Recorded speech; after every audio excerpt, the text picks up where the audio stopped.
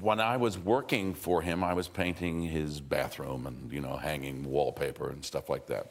I wasn't really a successful actor at the time, but Ellis would regale me with stories when he'd come home from work, always, and he would say things like this. He'd say, "Oh, Kelsey."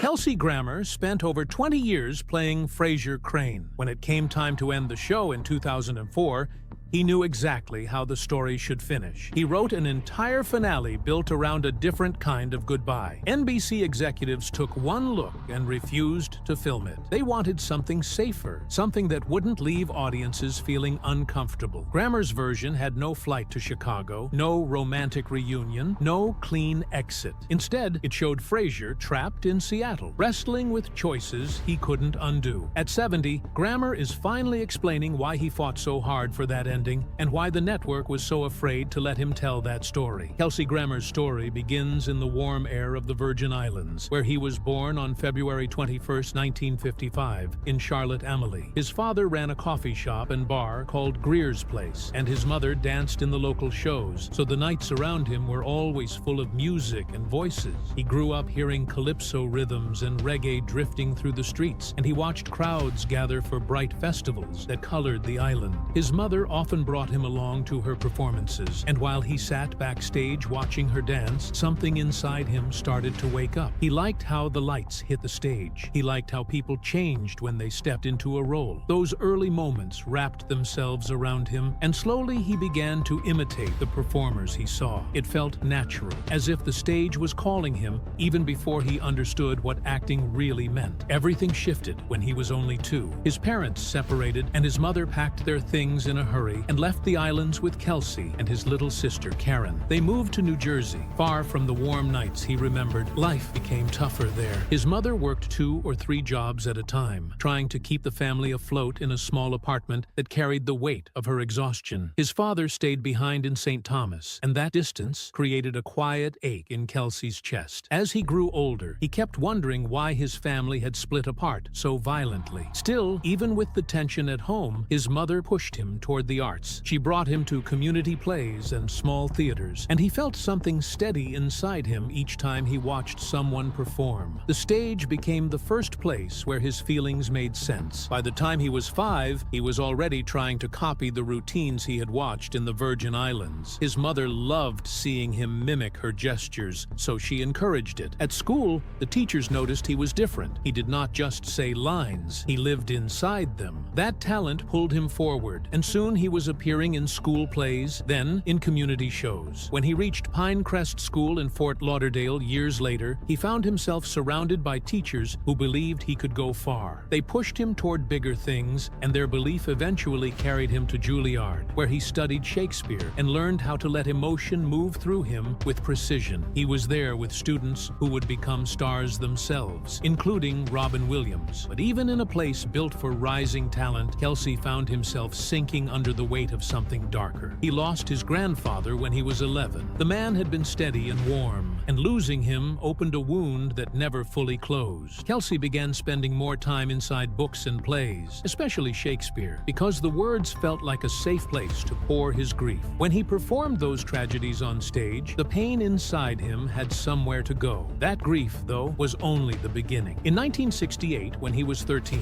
his father was murdered during a bizarre home invasion in St. Thomas. The news hit him like a bolt. He had not seen his father much since the divorce, but the finality of death pulled him into a sadness that felt bottomless. He learned about the murder in fragments, trying to piece together what happened through family conversations. The violence of it cut deep. It marked him in a way he would carry for the rest of his life. Every time he stepped onto a stage after that, there was a weight behind his voice, a melancholy that audiences felt even when the script did not ask for it. As he reached adulthood, the tragedies did not slow down. At Juilliard, where he arrived in 1973, he had every reason to believe he was stepping onto the path he was meant for. He performed in Chekhov's The Seagull in May 1975, bringing intensity and focus to every scene. But just weeks later, life ripped open again. His sister Karen, only 18, was abducted from the Red Lobster where she worked in Colorado Springs. The men who took her bound her, assaulted her, and stabbed her 42 times before leaving her in an alley. She tried to crawl away, dragging her wounded body more than 400 feet, leaving traces of her fight on the ground. found. When Kelsey learned the details through police reports and court papers, he was overwhelmed by the horror of it. The images from those reports never left him. He said later that understanding what she went through nearly destroyed him. He stopped going to classes. He could not focus. Eventually, Juilliard expelled him. The future he had imagined for himself was suddenly uncertain, and his grief began to twist into something heavier. In the years that followed, he lost two half-brothers in a scuba diving accident in 1980. One body washed ashore. The other was never found. Whispers about sharks surfaced, but nothing was confirmed. The lack of closure added another layer to the pain he already carried. To cope, he turned to alcohol and drugs. He began using cocaine at 20, letting it numb the parts of him he could not face. For 15 years, he drank heavily and used whatever could silence the memories, from Valium to ecstasy. His work was brilliant, but behind the scenes, he was falling apart. His run-ins with the law began piling up. He faced DUIs, cocaine possession charges, and nights he could not even remember. He entered rehab programs, including the Betty Ford Center, though he often claimed he did not truly believe he had a problem. The truth was more complicated. His addiction was wrapped around his grief, and breaking free meant facing years of buried feelings he had tried to hide. Through all that chaos, his career somehow kept rising. In 1984, he landed the role of Frasier Crane on Cheers, thanks to Mandy Patinkin recommending him. The role was supposed to be small, just a handful of episodes, but audiences loved his dry humor and the way he clashed with the other characters. Producers extended his stay, and by 1987, he was part of the main cast. Even as his personal life spiraled, his performances stayed sharp. During the fourth season, he earned his first Emmy nomination. The recognition came at a time when he was dealing with arrests and drug use, but his talent kept him on the show. In 1988, he was pulled over for expired license plates in North Hollywood. Police found cocaine, and he admitted it was his. The arrest made headlines, feeding a narrative about a star losing control. He accepted house arrest, probation, fines, and rehab, but sobriety did not come easily. Some relapses happened quietly, hidden behind set doors. Producers tried to help him, sometimes delaying filming to give him space to recover, but the struggle lasted for years. Still, opportunities kept opening. In 1992, he appeared in a Wings crossover episode that teased the idea of a Frasier spin-off. That moment, filmed during another rough patch, eventually led to the next chapter of his career. In 1993, Frasier debuted on NBC and pulled in millions of viewers. Within 5 seasons, it drew nearly 20 million people each week. The show became a syndication goldmine, earning more than $1 billion by 1998. Kelsey shaped the character, directed episodes, and sang the closing theme at the end of every broadcast. The success was so overwhelming that he became one of television's highest-paid actors. Even as his career soared, his personal life stayed complicated. His second marriage ended painfully, tangled in accusations, emotional disputes, and a pregnancy that ended in heartbreak. The tabloids circled around him, and the story added another layer of turmoil. His daughter Greer, born in 1992, eventually found success in MTV's Awkward, but her early years were also marked by distance between father and daughter until they reconnected when she was 16. Behind the scenes of Frasier, there were creative struggles too. The show did not originally include the character Niles. Early plans leaned toward a very different idea involving a Manhattan penthouse and a moody media mogul, but networks wanted to build on Cheers, and when David Hyde Pierce joined the cast, his chemistry with Kelsey helped reshape the entire tone of the show. Keeping the tone light and hopeful allowed the series to last as long as it did, becoming one of the most loved sitcoms in television history. Between 1999 and 2004, Kelsey Grammer walked onto the Frasier set as a man at the very top of television, but also as someone fighting battles nobody else could fully see. Those were the years when he ruled awards season. He picked up 4 Primetime Emmy Awards for Outstanding Lead Actor in a Comedy Series for Frasier, tying the record set by Carol O'Connor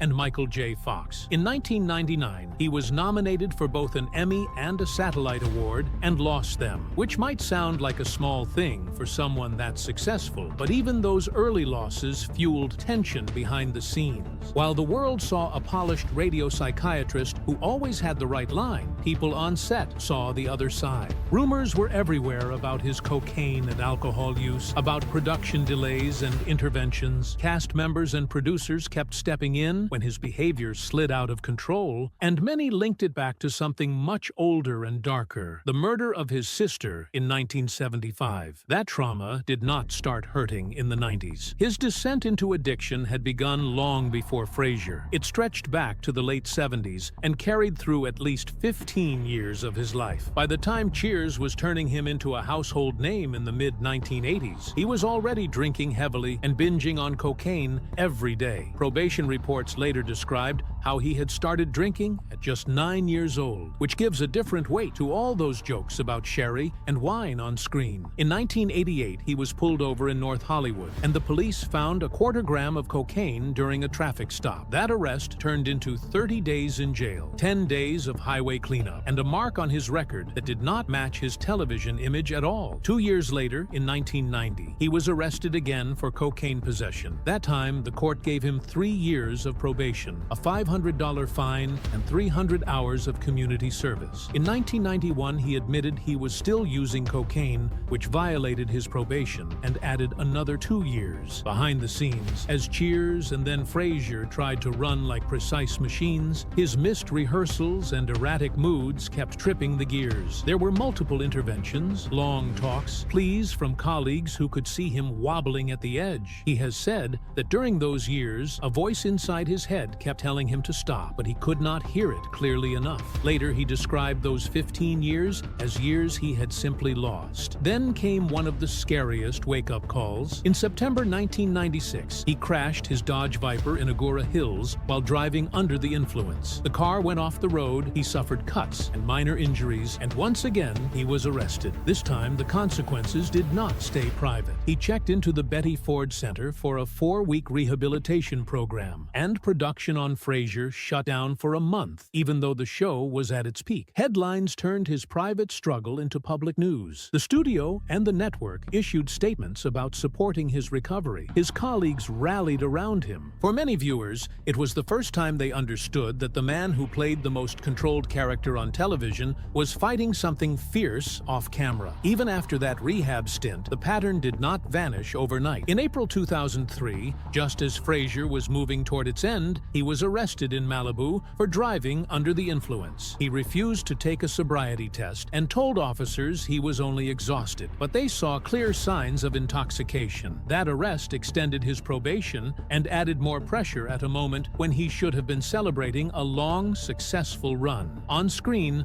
Dr. Frasier Crane was wrapping up a legendary journey. Off-screen, Kelsey Grammer was still trying to steady his own life. All of that made the series finale in May 2004 feel even more charged. Goodnight, Seattle aired on May 13th of that year and drew about 25.3 million viewers. Some sources put the number even higher, close to 33 million, which would place it among the most watched sitcom endings of its decade and the 11th most watched series finale ever. The story sent Frasier toward Chicago for love and a new chapter. What many people do not know is that Grammer had pitched a darker ending in which Frasier never left Seattle, something more bleak and inward, but the network rejected it. The episode capped 11 seasons and 264 episodes of television that had collected 37 Emmy Awards. For the audience, those final scenes were a farewell to a clever, comforting character. For Grammer, they sat on top of years of chaos, recovery, relapse, and survival. Money and power added a different kind of strain. In 2001, right in the middle of Frasier's success, Grammer pushed for a massive pay raise. He demanded $700,000 per episode, which made him one of the highest-paid actors on television. That move did not land softly with everyone. Negotiations threatened to crush Season 9 altogether. Perry Gilpin, who played Roz, reportedly felt deeply undervalued when she saw how far her salary sat below his. Tension grew,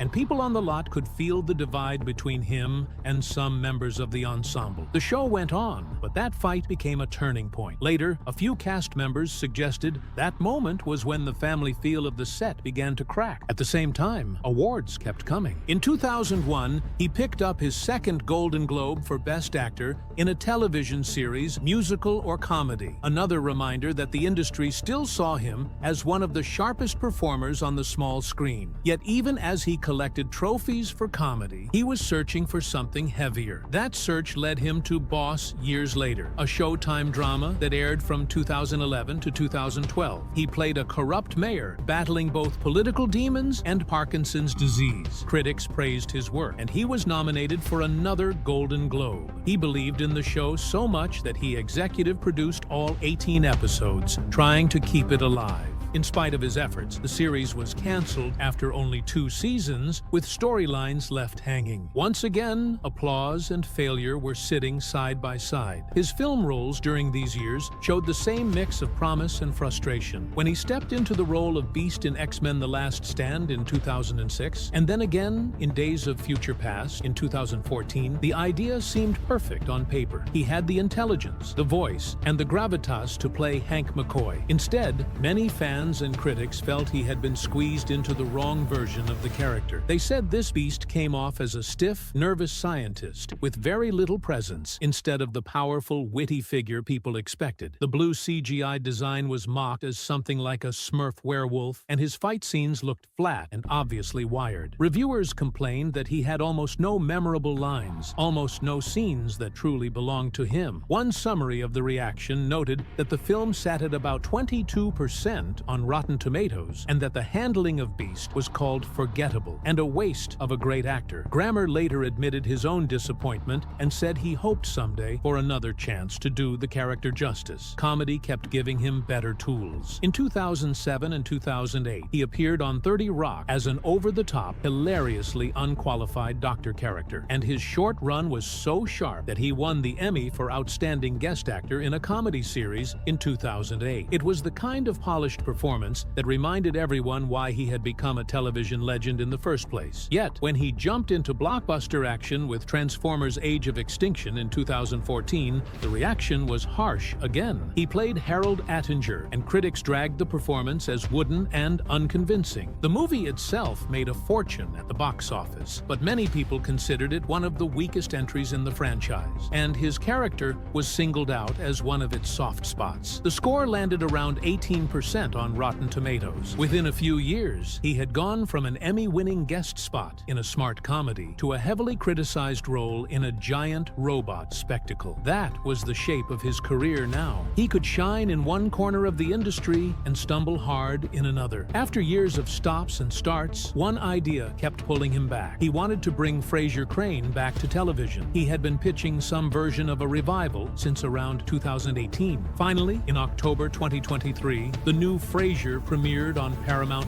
This time, the story moved to Boston. Frasier returned to reconnect with his son, Freddie, played by Jack Cutmore Scott, and he was surrounded by new faces, including a young therapist, portrayed by Keiko Agena, and a bar owner, played by Tox Olagundoye. Season 1 drew mixed reviews. Some critics liked seeing Grammer in the role again and praised his timing, but many said the show felt like it was missing the old chemistry, especially the interplay with David Hyde Pierce as Niles, who chose not to return. Still, the revival pushed ahead. Across 2023 and 2024, the reboot delivered 20 episodes over 2 seasons. Season 2, which landed in late 2024, averaged around 4 million viewers per episode. In the crowded world of streaming, that number was respectable but not spectacular. As ratings dipped from the first season, that gap became harder to defend. The absence of key original cast members sat heavy on the show, and the warm glow of nostalgia could not fully make up for it. In January 2025, Paramount Plus finally pulled the plug and canceled the revival after just 2 seasons, officially citing low viewership and a lack of promotional support. The decision hit fans and cast members hard. Many believed the show was starting to find its footing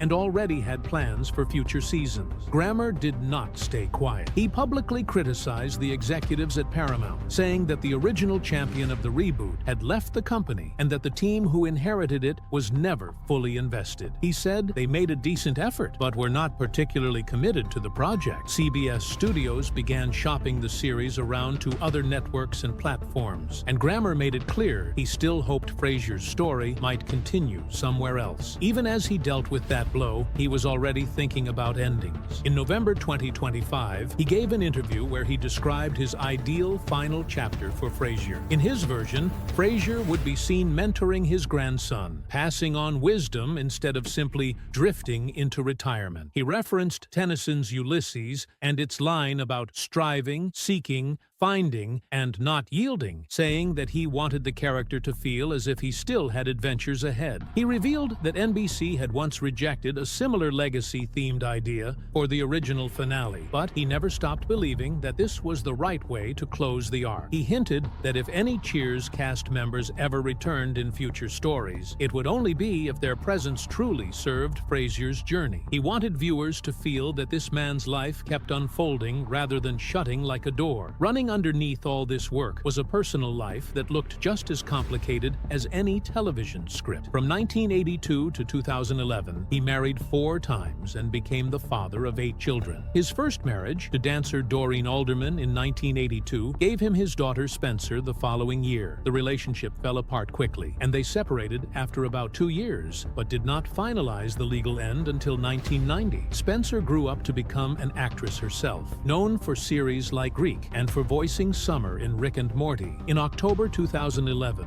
she gave birth to his first grandchild, Emmett, making him a grandfather at the same time that his own marriage to Camille was crashing in public. Spencer had married firefighter James Hesketh in 2011, and they divorced in 2017. Through all of this, Grammer has spoken warmly about his grandson and has even worked alongside Spencer, including in the 2022 Lifetime film, The 12 Days of Christmas Eve, where they played father and daughter on screen as well. His second marriage, to Leigh Ann Suhaney in 1992, was short and painful. The union lasted less than a year. When Leigh Ann was about 3 months pregnant, he filed for an annulment and had her evicted from their home. He accused her of being abusive and claimed she had fired a gun at him. Reports say the pregnancy ended in a miscarriage, and for a long time the details stayed mostly out of public view. Later, another chapter of that relationship surfaced when their child Greer, who had been born out of wedlock and kept away from public attention, appeared on the reality series The Hills. It was another reminder of how much turmoil sat behind the polished interviews.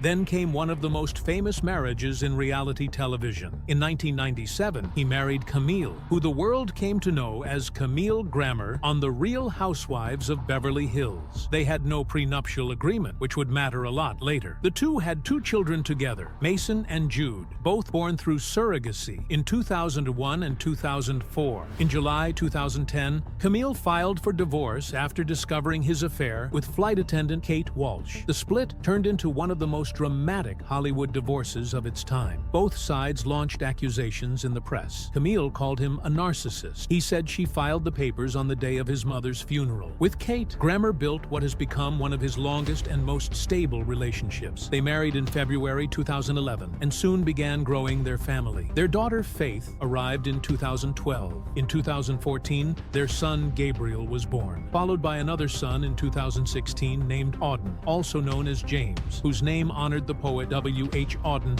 and musician James Taylor. The couple has 4 children together in total. Grammer has said many times that being a father again later in life has brought him joy, even as it added new responsibilities on top of an already busy and public life. As of 2025, he and Kaite remain married. Altogether, he is the father of 8 children, Spencer from Doreen. Greer connected to his relationship with Leigh Ann, Mason and Jude from his years with Camille, Faith, Gabrielle, and Auden from his marriage to Katie. The family web kept expanding even after his divorce from Camille. In 2018, she married David Meyer in a lavish Hawaiian ceremony attended by her Real Housewives co-stars and by Mason and Jude, who played important roles in the wedding. The event was covered widely, and it marked another chapter in the ongoing story of a blended family that rarely rarely stays out of the spotlight for long. The roots of his addiction are tied tightly to his family tragedies as well. In his 2025 memoir, Karen, a Brother Remembers, he goes back to the story that shaped so much of his pain. His younger sister Karen was 18 when she was kidnapped in July 1975. She was raped and stabbed 42 times by a man named Freddie Glenn and his accomplices. In the book, Grammer describes her final hours, the horror of what was done to her, and the way that loss shattered his life. He talks about reading a parole opposition letter during a hearing for Glenn, telling the board and the killer how much anger and grief he still carried. He writes that he used drugs and alcohol not just to numb himself, but to let it hurt, to sit inside the pain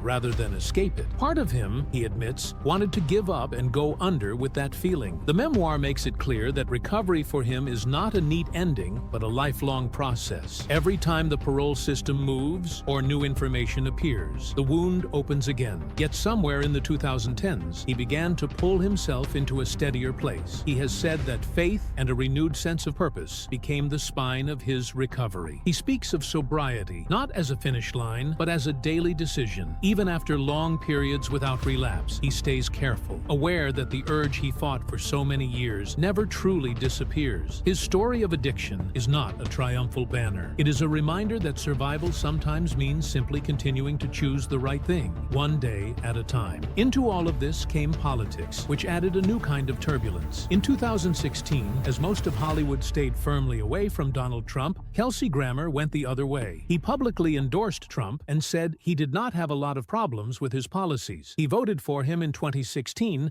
and again in 2020. In 2017, he told BBC Radio 4 that Trump was doing what he said he was going to do, and he sounded satisfied with that. His support did not softening after the January 6th Capitol riot. When many people in the industry grew even more vocal in their opposition, he stayed where he was. By 2023, as Trump prepared for another run, Grammer sat down with the BBC's Today program while promoting the Frasier reboot. During the interview, he was asked directly if he still supported Trump. He answered simply, saying, "I am, and I will let that be the end of it." At that point, Paramount Plus Public Relations stepped in and cut the conversation short. The interviewer later explained that Grammer seemed perfectly comfortable talking about his politics, but the streaming service did not want that part of the discussion to overshadow the new show. The moment exposed the tension between his personal convictions and the entertainment industry's desire to avoid controversy around its products. In May 2025, he went even further. During a PBS interview, he described Trump as maybe the greatest president and praised what he saw as a focus on the common man. That comment came in the middle of tariff trouble and market swings during Trump's second term. Yet Grammer insisted that the broader picture looked good to him. Later that year, at the Kennedy Center Honors Dinner in December 2025, he doubled down, calling Trump extraordinary and one of the greatest presidents the country had ever had. Some people in the room applauded, others bristled. The remarks set off another wave of debate, with some calling him brave for speaking his mind, and others saying he was out of touch. Through it all, he kept returning to the same idea, that authenticity matters more than popularity.